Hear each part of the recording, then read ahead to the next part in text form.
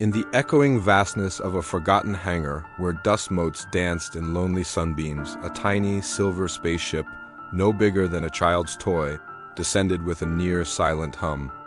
A small hatch hissed open, and out stepped Zorp, a four-armed alien with wide, curious eyes.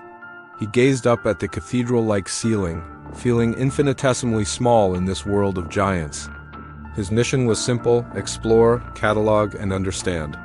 But as he took his first tentative steps onto the dusty concrete floor, he realized he wasn't alone. A tiny figure approached with a confident stride. It was Andy, an ant with an adventurous spirit, his antennae twitching with intrigue. Andy had seen many strange things in his short life, but a visitor from the stars was a first. He clicked his mandibles in what Zorp somehow understood as a greeting.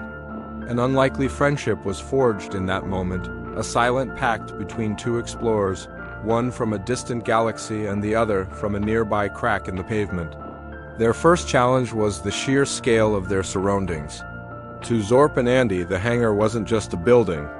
It was a mountain range of metal and machinery.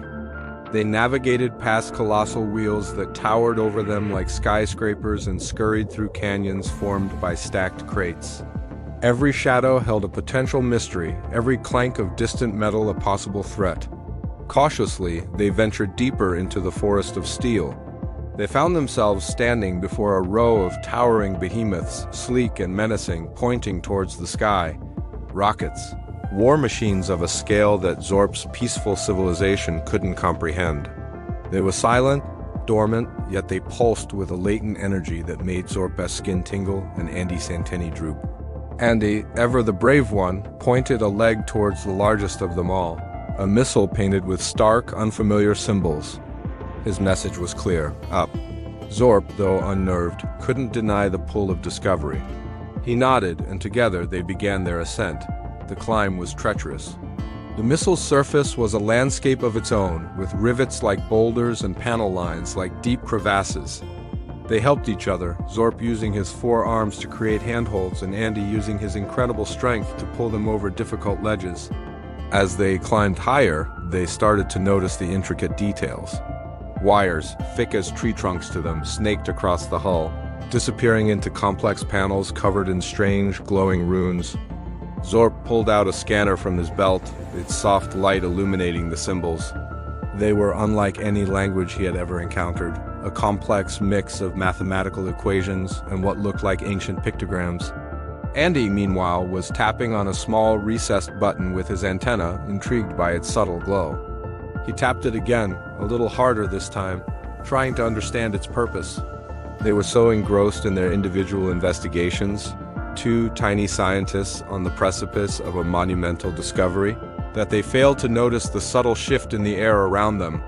Suddenly, a low hum vibrated through the missile's hull, growing into a deep, bone-rattling groan. The symbols Zorp was scanning began to flash, changing from a calm blue to an urgent, angry red. Below them, the entire hangar erupted into a chaotic symphony of alarms and flashing lights. Red emergency beacons bathed the cavernous space in a pulsating, hellish glow. A voice, deep and automated, boomed through the hangar, counting down from 10. They had accidentally triggered the launch sequence. Panic set in. Zorp's scanner went haywire, its readings screaming of imminent ignition. Andy scurried frantically, his tiny legs ablur against the metal skin. They were trapped on a giant bomb, seconds away from being launched into the stratosphere. Looking at each other, a shared understanding passed between them.